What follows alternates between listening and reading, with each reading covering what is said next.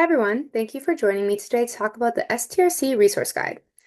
Today we'll be going over its contents, how to use this guide, and a little bit of background on why the guide was made and what went into making the guide. Before we get started, I want to introduce myself. My name is Lexi, and I'm a third-year occupational therapy student at the University of North Dakota. During our last semester of the program, we are to complete a doctoral experiential capstone, or DEC. During this DEC process, we partner with an agency and create a scholarly project. I was given the opportunity to part with the North Dakota Brain Injury Network, and the result of my scholarly project was the STRC Resource Guide. So this is why I am able to share this with you today. So we will get started. The STRC Resource Guide is for service providers to enhance service delivery for survivors of intimate partner violence and resulting brain injury. The STRC stands for Safety, Taskability, Resources, and Concerns. On pages 2 and 3, we have our table of contents. This just gives a general overview of the sections and where to find them.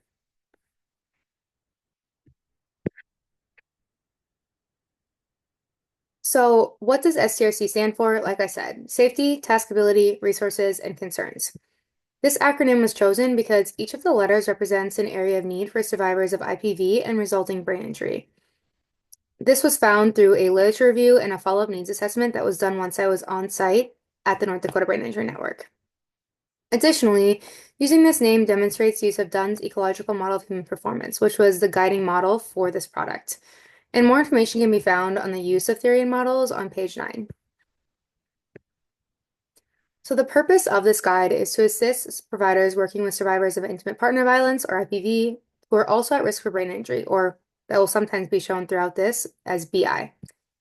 The goal is to improve service delivery so various providers are better able to provide care and clients receive services that are relevant to their needs. To get started, you're going to want to go to the flowchart on page 13. This flowchart will help you, as a provider, determine what steps to take and how to access needed client resources. When going through the flowchart, there are correlating materials to go with the steps as indicated by referencing a page number. These corresponding materials include a handout on why survivors of intimate partner violence are at risk for brain injury, a questionnaire and user guide, referral tips, and information on where to find resources within your area. On page 6, we have a little bit more on the evidence-based literature that went into creating these 4 areas of need that were found, which the 4 areas of need are safety, taskability, resources, and concerns. Safety was identified because evidence showed that for survivors of IPV, safety should be prioritized. Taskability was chosen because due to lasting symptoms of IPV and brain injury, there are barriers for participating in everyday tasks. In order to increase performance and overall well-being, this is why taskability should be assessed. Resources was identified because survivors of IPV and brain injury often have unmet needs related to accessible resources. This includes things like the healthcare system or insurance, support groups, transportation, and more. C was chosen because it's an overarching term relating to barriers that survivors of IPV and brain injury experience due to things like stigma, fear of coming forward, societal bias, and unmet needs. By addressing each of these areas, the provider ensures they are understanding client wants and needs in order to improve overall service delivery. These are some common questions that I often got when showing this guide to providers around the state of North Dakota. And the first one is, who can use this resource guide? Any provider working with a person that has a history of IPV and or brain injury can use this guide. No certification is needed, and the steps will tell you when you may need to reach out to somebody else. Can you use this guide if you're not in North Dakota? The answer is yes. This guide was created with the North Dakota Brain Injury Network, so it does have North Dakota specific resources. However, it also provides general information on this whole process. So things like the questionnaire, flowchart, user manual, handouts on IPV and brain injury, and tip sheets on referrals are all things that you can access regardless of where you're located. You can also reach out to the North Dakota Brain Injury Network regardless of where you are located to inquire about accessing resources and screening. So occupational therapy and this whole product was created through the occupational therapy lens because it was created by an OT student, or me. And this was done with the assistance of an OT faculty advisor, which is Dr. Jansen, and an ND-BIN site mentor, which was Carly Endress. So the guide uses occupational-based theory like Dunn's ecological model of human performance and Taylor's intentional relationship model and aspects of trauma-informed care to ensure that the guide is occupation-based, model-driven, and client-centered. In order to also give a general overview about occupational therapy, in OT, the term occupation refers to everyday tasks. These tasks can include anything from brushing your teeth to caregiving to accessing public transportation. As a result, occupational therapy helps to improve overall well-being by assisting clients when participating in tasks they want and need to do each day. An occupational therapist is a provider for occupational therapy services. Typically, this includes an evaluation process and resulting intervention plans to address potential difficulties or barriers to participating in these desired tasks. So it's important to recognize that even though this guide was created through an occupational therapy lens by an occupational therapy student, its goal and its aim is for all service providers. So an interdisciplinary approach was used so that it can benefit anybody working with survivors of IPV and brain injury. On page 9, we have the starting of our theoretical framework. Although it's included, we're not going to go over every detail today, but I do think it's important to address some key aspects of the model, specifically how the different constructs interact. So in HP, there are three constructs, which is person, context, and task. These three constructs interact to create a person or client's performance range. And a performance range refers to the range of tasks that they have the ability to do based on these interactions. An example of this, it can be found in this right corner here, where a survivor of IPV and brain injury may have difficulty with the task of going to work consistently due to cognitive symptoms that they have from their brain injury and being in an unsafe home because of IPV. As a result, the task of work may be outside of their performance range. And this can be shown in the picture where this paper and pen representing work is outside of the client's performance range, which is indicated through these yellow lines here. To utilize EHP within the guide, each of these constructs were integrated into the flowchart and the corresponding materials. This was done so the provider can increase the client's performance range. Other models that were used as supporting models was the intentional relationship model and trauma-informed care. The intentional relationship model helps to increase occupational engagement for the provider and the client. This is done through things like therapeutic communication and therapeutic use of self. Trauma-informed care was used because it's an evidence-based way to improve overall well-being for the population of those who are survivors of intimate partner violence. This is done so the provider can better understand what trauma is, the effects of trauma, inform ability to connect and respond to the client, and prevent further trauma from occurring. Specifically, in this guide, things that are included are things like safety, empowerment, collaboration, and trust and transparency. On pages 11 and 12, there's a breakdown of how these models are seen throughout the steps of the flowchart and the questionnaire. So starting on page 13 is where we're going to access the service delivery flowchart.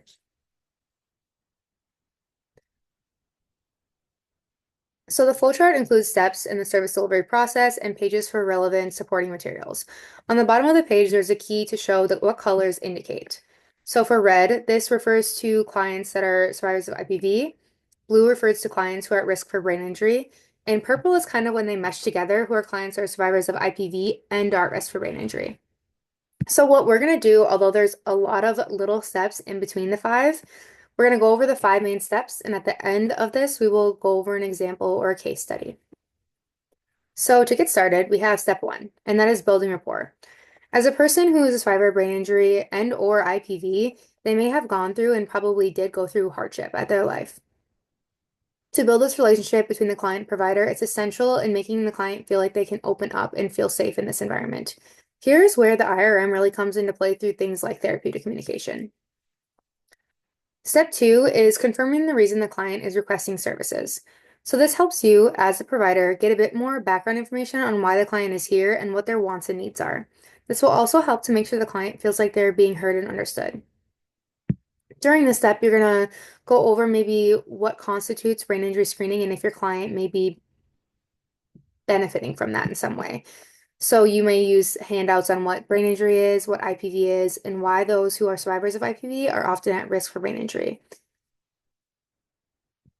So once you get to step 3, this is where you have all the background information on your client and you realize that there may be a risk of brain injury.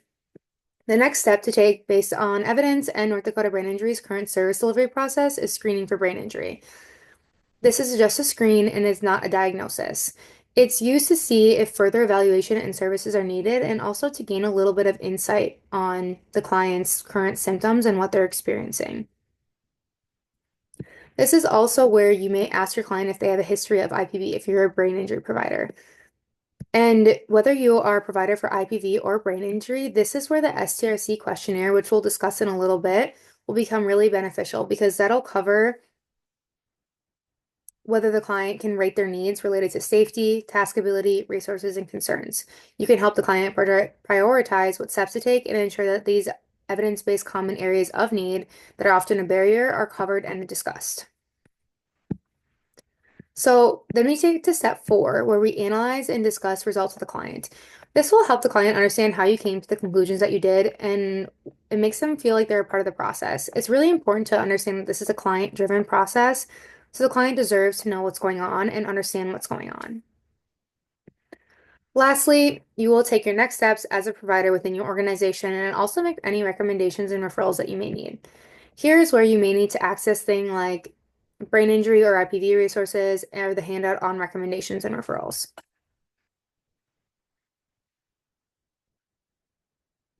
So this takes us to our correlating materials. And the first one is a handout on understanding the risks of brain injury and survivors of intimate partner violence. I won't read through the whole thing, but I will go over why they may be important.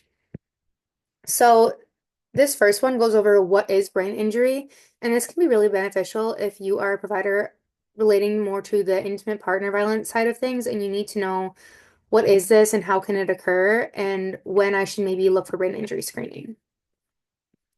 The next one goes over intimate partner violence. This is really beneficial for providers of brain injury. If they want to know what intimate partner violence is, who's at risk for intimate partner violence, and how prevalent it is within our society. And also answers common questions that I found to be asked by a lot of providers is what's the difference between intimate partner violence and domestic violence? On page 18, it goes over why are survivors of IPV at an increased risk for brain injury. And we will be going over this one because it's really important. Due to the nature of injuries that can result from IPV, brain injury can potentially occur. For example, things like repeated hits to the head or neck, losing consciousness due to a hit to the head, and loss of oxygen due to strangulation can all result in a brain injury and can happen during intimate partner violence. This can leave lasting damage on the brain, and a survivor will have barriers to the performance for years to come. Brain injury can often be overlooked and underreported as well. Even with awareness being raised and resources increasing, as it is an emerging area of practice, IPV often goes underreported due to societal views and the nature of the injury. In addition, many experiencing IPV may not seek medical treatment. They also not even realize the abuse that they're surviving results in brain injury.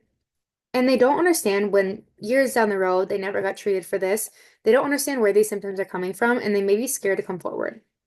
This is why survivors of IPV are an increased risk for brain injury, and the lasting symptoms that can result that go untreated can have negative barriers and consequences to their health. On page 20, we have some tips for providing trauma-sensitive and culturally competent care for survivors of IPV. And this was included because talking about memories and experiences associated with IPV can be painful and triggering. This is why you want to make the client feel comfortable, using a private area to talk about these things, reminding the client that they only have to share what they want to, taking breaks as needed, and leaving judgment behind as a provider is important. If you're still unsure if you should move forward with brain injury screening, and to kind of reference the flow chart, this is where you're still on step 2 and you're wondering if you should go to step 3 and do brain injury screening. You should think back to what your client has told you. Did they mention losing consciousness, having a concussion, repeated hits to the head? All of those things may constitute a brain injury, which make brain injury screening appropriate. If you aren't sure of their history, but you suspect that there may be some reason for brain injury screening, discuss the link between IPV and brain injury. You can use the handouts provided today to show them if that's helpful. And if you feel comfortable and they are feeling comfortable, you can have a deeper discussion about this as well. Once again, it's really important to remember that screening is not a diagnosis, it's not an end-all be-all. If there's a possibility that brain injury occurred, screening could be beneficial. If they do screen positive, then you know that you may need more services. But if they don't screen positive, that's okay too. At least that you know as a provider that you're on a track where your client is getting the kind of services that they need. On page 21 is where we have the STRC questionnaire. And just to give a quick overview, it's not a screen, but rather it has client rate their needs on a scale from 1 to 5. As you can see here, 1 being strongly disagree to 5 being strongly agree. And this helps you and the client prioritize what steps to take in order to ensure that these evidence-based common area of needs that include safety, taskability, resources, and concerns are being covered and discussed. So it really promotes the discussion of these topics. As you can see, there are 4 areas that go over the main letters of the acronym of the STRC Resource Guide. So we have safety, taskability, resources, and concerns.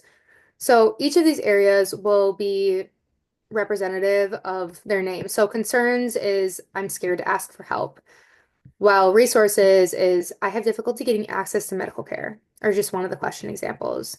Taskability is I have difficulty completing tasks at school or work, and so on. And at the bottom, they'll also ask the client, what else do you want us to know? This just gives them a chance to share anything that they may have not felt like they've gotten the chance to share yet. After the resource guide, starting on page 26, or after the resource guide, after the questionnaire on page 26, we have a user manual for the questionnaire. This will answer all of your questions and give you a how-to on how to administer the questionnaire. It'll gives you the purpose, what population is it for, and how long administration takes. Once again, just to go over this, analyzing results, the questions are asked to promote discussion of needs that are common for those who have a history of IPV and brain injury. There's not a specific scoring system to follow, rather, the 5-point system helps you, as a provider, identify which needs are priority. For example, you have a client that scores 5s in all areas of safety and concerns, but in the area of resources, they're scoring at 3 or lower. So you know that you need to prioritize tasks associated with safety and concerns with like caregiving, for example. On page 27, this just gives you what you should say out loud to make sure that you're using a trauma-informed care approach. So letting the client know what's going on, why you're doing what you're doing, and also letting them know that this is like difficult to answer, but we are here for you and this is a safe space. Asking them how they want to fill out the questionnaire and making sure needed accommodations are in place helps with accessibility and helps the client feel included and so that they know what's going on. On page 28, yes, 28, there is a reminders about demographic information. So it's really important when working with a population that is a survivor of IPV and or brain injury, they may be concerned for their safety or others' safety around them. This can be really confusing to them as well because their partner is causing them harm. They may not want to put their demographic information down or their contact information down, like their home address. They also may not have access to a cell phone or access to an email if you want to follow up and contact them. So it's important to let them know that they do not want to be contacted in this way. They don't have to. They don't have to put anything down that they don't want to, but find an alternate way of contacting them. Like if your client volunteers at a soup kitchen every single Friday, maybe ask them if you want to reach out to the soup kitchen or you can meet them there or something along those lines. Obviously, you want to do this within the rules and regulations of your organization, but still find a way that they feel comfortable sharing this information.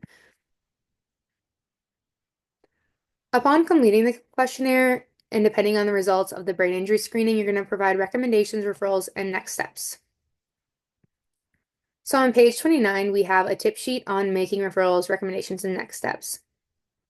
One important reminder that I want to go over is that it's really important to work within the roles and responsibilities of your profession. Reaching out to another provider when necessary is beneficial. For example, if I'm working within the realm of occupational therapy, but my client really needs certain mental health services, it would be super beneficial to get them in touch with them. However, passing along a problem to the next professional does not necessarily benefit the client either. So you want to provide services within your organization and follow up with that client on things that you maybe can't provide. For example, if you are not knowledgeable or if you cannot help your client related to things like insurance, you maybe want to find a provider that does help them or maybe a friend that can help them within your organization, like a coworker or someone that is allowed to based on HIPAA. But you want to make sure that they are finding a path to completing this unmet need. So even if you are not sure and you know that your coworker can help and you can ask them for information, make sure that it's okay with your clients, follow the needed steps, and get them in touch with them so that they know what to do and you're not just leaving them without a problem that isn't being met. These are some things to ask yourself and tips for recommendations and referrals. I really want to highlight these tips because I found them to be very helpful when working with this population. Is you want to write down what you talked about during your session so they are able to remember it and refer back to it as needed.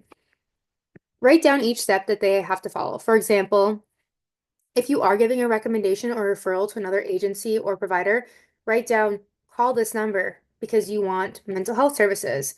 Ask for Dr. This. Tell them that you want to do this, this, and this. This way they have an outlined steps and it's easier for them to follow. You also want to give paper copies of handouts if available and appropriate, like tip sheets on memory.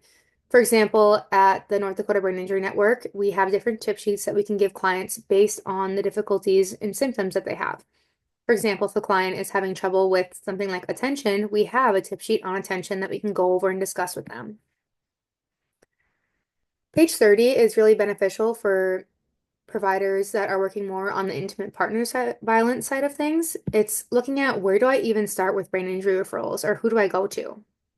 And looking at brain injury screening results, following your agency's service delivery plan, being educated on what's available in your area, and understanding your role and responsibility will be really important when determining this. And looking at resources, it's, what kind of services are available? And I want to highlight this. Every client is different, so they deserve recommendations that are personalized to their wants and needs. One thing I've learned at the North Dakota Brain Injury Network is everyone's different, and brain injuries are like snowflakes. Once you've seen one, that's it. You've just seen one. Everyone's different, and so there are things that they may be having difficulty with, their brain injury, how their life is, who they interact, everything is different. So you want to personalize your recommendations to your client's needs. This is where you have the difference within North Dakota. You can reach out to the North Dakota Brain Injury Network if you need help with brain injury services. So the North Dakota Brain Injury Network has services and a team member that are available all throughout the state of North Dakota. They offer a variety of resources that are available in person and virtually depending on where you are. You can explore their website or contact a team member for more information on services available in your area.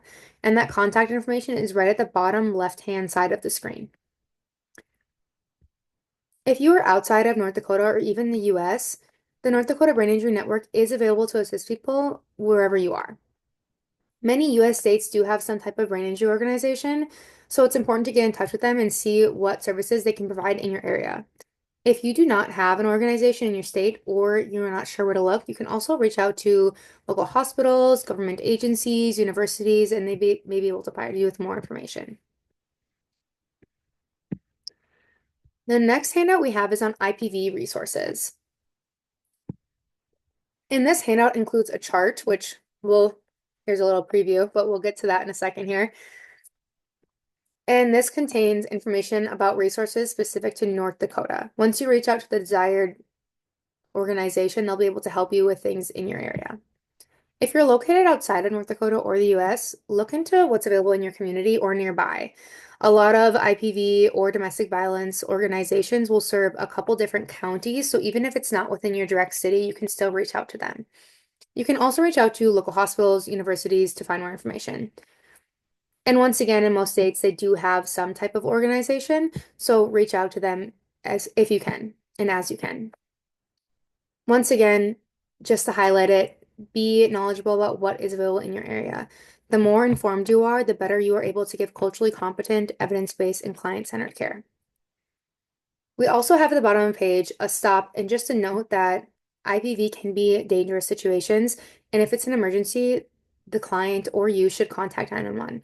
There's also numbers for North Dakota's 24-hour crisis hotline and the National Domestic Violence Hotline. Then we have our chart on IPV resources in North Dakota. So these resources will tell you the name of the source, the population it serves, and where it's located, and sometimes an address if available. On the very last column, there is the contact information. And it's important to note that if there is a star by the contact information, this means the website has a web chat feature, which just means that you can type in your message right on the website, which is really important sometimes for contacting people in a safe way or contacting the website in a safe way. And as you can see, there are various resources in North Dakota. I won't go through every single one, but that is all we have for the different resources in North Dakota on brain injury and IPV and all the handouts that are included in this questionnaire. So I'm going to stop sharing really quick. And what we're going to do now is go over a case study example. So what I would recommend is pulling up the flowchart, which will also be available on the North Dakota Brain Injury Network's website, where you can pull up just the flowchart and zoom in on different aspects of it. I'm going to pull mine up here. So you are able to look at this while we go through the case study.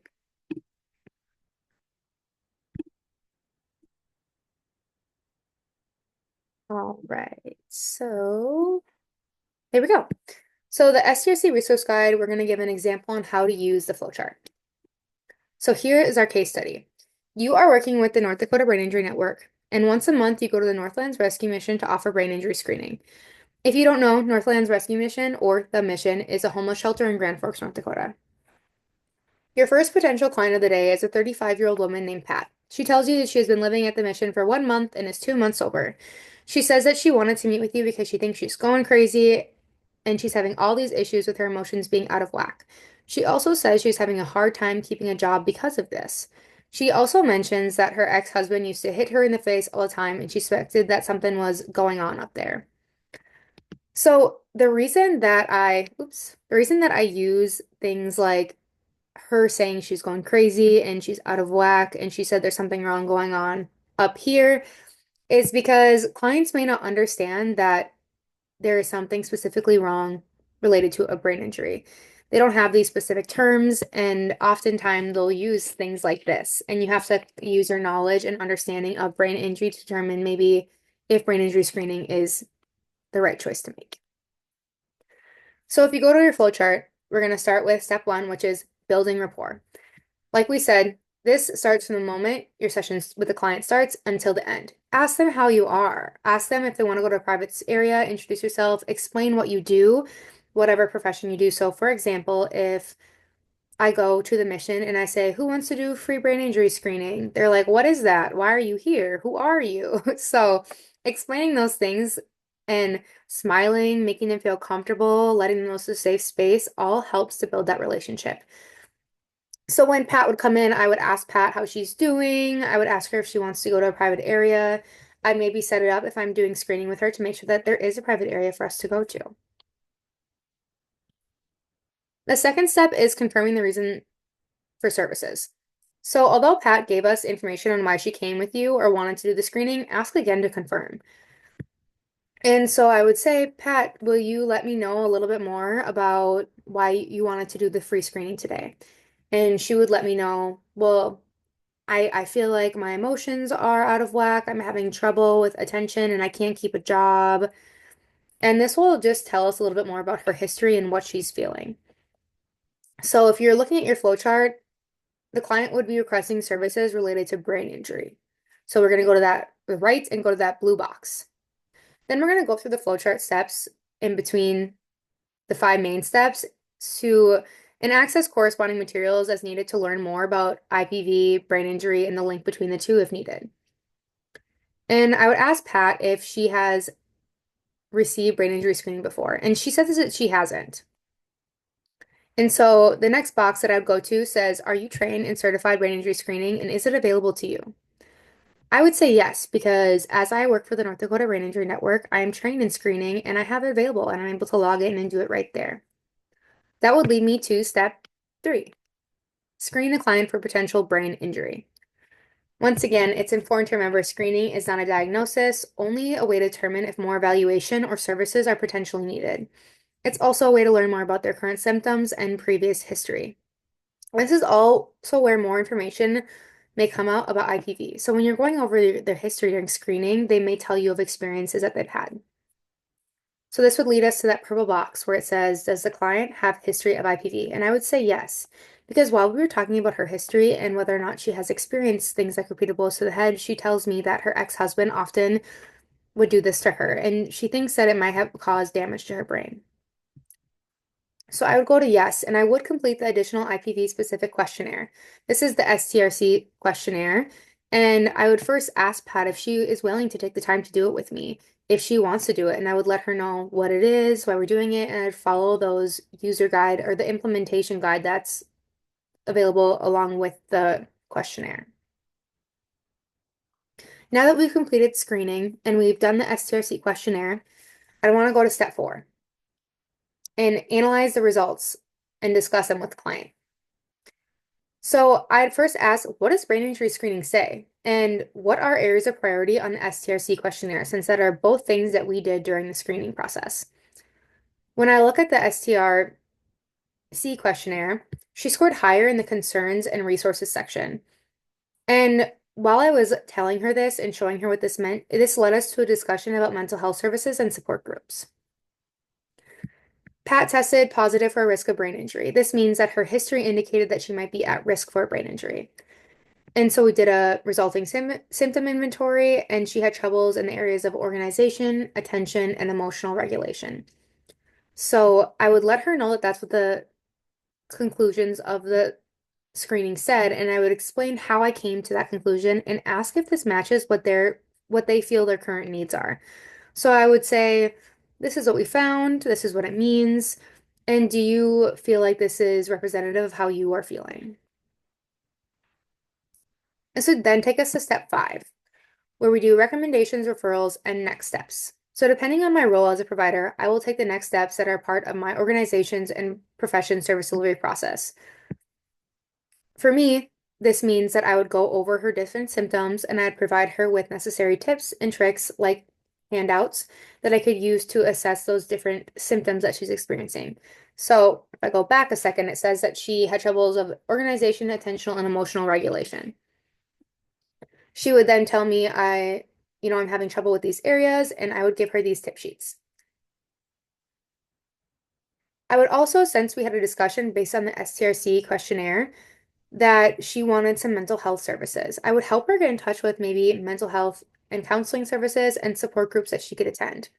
I would also follow my organization service delivery plan and add her to the North Dakota Brain Injuries client portal to make sure that we had her in the system, and we also made an appointment for follow-up.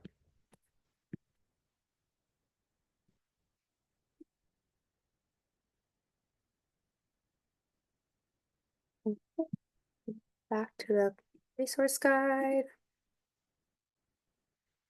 All right, so that brings us to the end of today's session.